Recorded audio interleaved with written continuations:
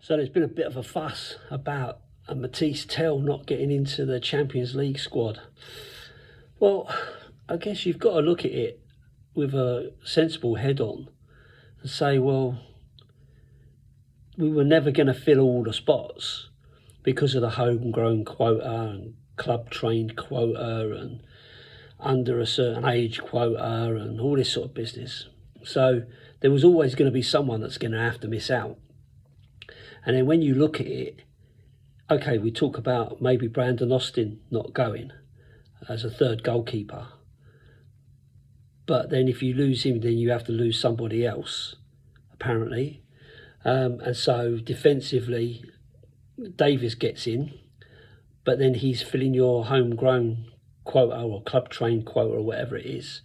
So it kind of leaves you with a real problem about who you can and who you can't leave out. And so when you look at it overall, there's only really one place where you could take it from, and that's the left-hand side, because you do have options there, because Moani can play there, Siemens can play there, Odebear can play there, Richarlison can play there, Johnson can play there, Kudus can play there. So you've got all those options that could, I'm not saying they should, but could play there, which then means that if you're overstacked somewhere, that's the most likely place that you could take it from. You've now got Solanke, Richarlison and Moani for striker, right-sided, all those players there, pretty much all of them can play right-side.